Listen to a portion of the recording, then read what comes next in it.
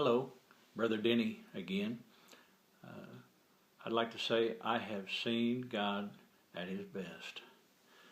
I was thinking back, this happened several years ago.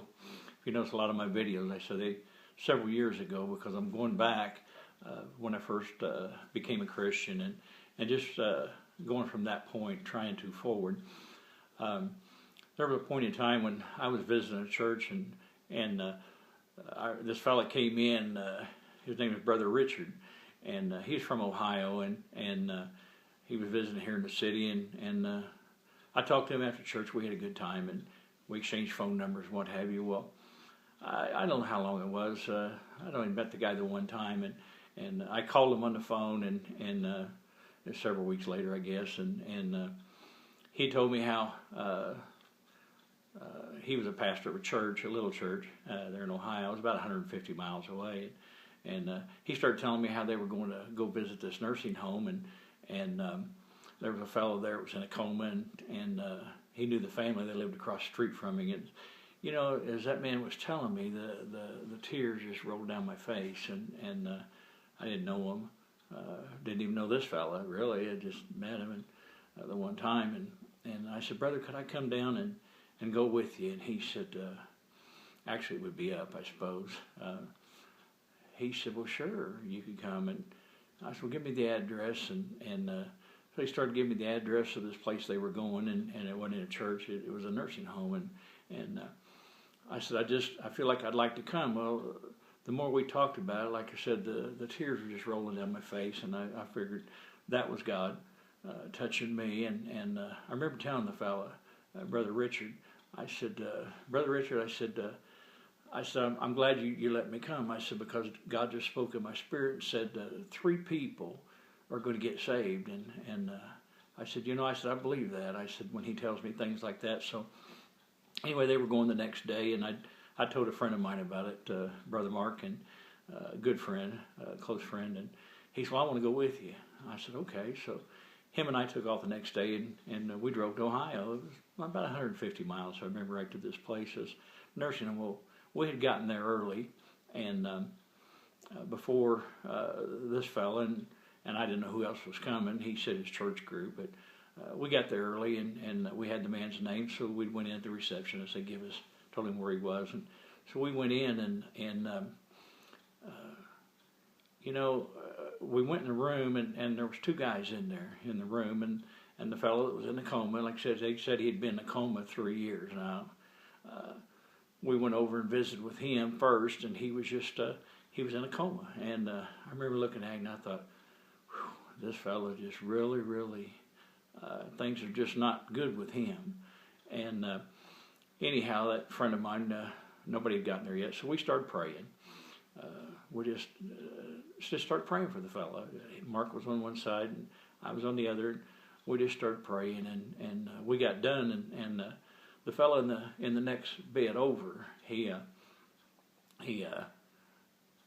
said something. I went over and I said, "Would you like prayer too?" And he said, "Yeah, I would."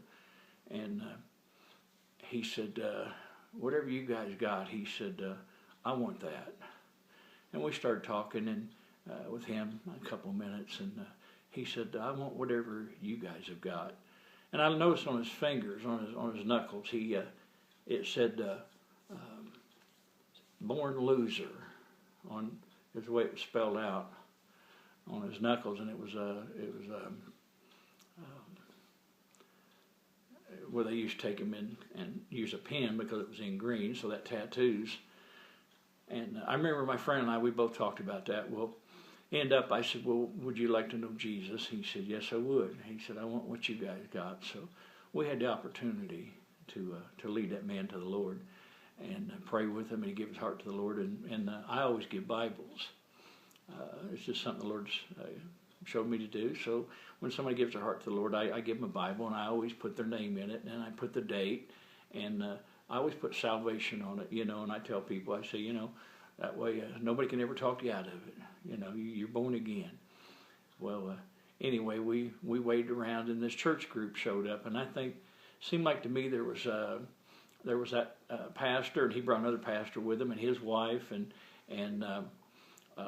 this fellow that was in a coma, his brother and another brother, two brothers, came and we just we sat there or stood there and we talked a while, and so that made, I don't know what, 6 or 8 of us in the room, and you know, God decided He had something to do, and I'll never forget it.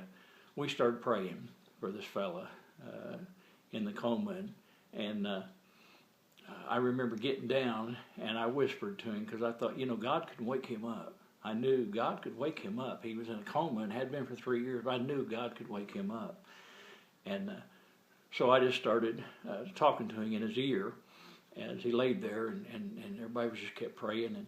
And I said, you know, if you can hear me, I said, just squeeze my hand. And he squeezed my hand. He woke up, and his brother said, he's awake, look at him. And he woke up and he come out of that coma. He'd been in for 3 years. And so I started talking to him about Jesus, and I told him about him, and I asked if he wanted to give his heart to the Lord, and he did. Well, his brother was just standing beside on the other side of the bed. He was just in awe. I mean, he couldn't believe it. He just kept saying, my brother's awake. My brother's awake. See, God has a way of doing things. So I remember his mouth was real dry. And I said, well, we'll pray this prayer. I said, I'll pray it. And I said, if you believe what I'm saying, I said, God knows your heart. I said, because God says that He knows our thoughts and the intent of our heart. I said, if you're receiving Jesus and you're believing Him and want Him for your Savior, I said, I want you to squeeze my hand again. And he squeezed my hand because he couldn't talk. He just was dry. And anyway, we were just rejoicing. We were standing there, and I remember there was a lady, it must have been the other pastor's wife. She started singing a song, just started singing Amazing Grace. And as she did, the Lord spoke in my spirit again, and He said, do an altar call. So as she was singing, I said, the Lord spoke to me, and I remember asking these pastors, there was 2 of them there, and of course I wasn't. I was just Brother Denny and come down to visit, and I don't have a big church, anything like that. And they said, you're doing a fine job, just keep it up. So I said, well, God just spoke to me about an altar call. I said, that's God said, do it, I'm just going to do it. So I did, and as I did, I remember I turned and looked at the one brother, and he was standing over back against the wall. Not the one that said he woke up, but the other brother, the eldest brother. And God spoke to me and says, it's him. So I walked right over to him, and I said, the Lord just spoke in my spirit and said, it's you. I said that you need Him. And he said, yes, I do. I really do. And I remember praying with him, and I was going to let one of the pastors do it. I asked him, I said, why don't you guys lead this man? And they said, no, you're doing fine. You just go ahead. So I did. And he gave his heart to the Lord. And as we got done, I was just sitting there thinking, and my buddy and I, after we had left. But before I did, I looked at this guy, and then I looked at that pastor again after he did, and I looked at this pastor, Brother Richard, and I said, I don't know his wife. She's not here apparently. And they said no. And I said, well, she's ready too. I said, so brother, would you lead her? You get with her and you talk to her. And I said, she's ready. I said, anyway, we all got done, and I don't remember how long it was. And we left.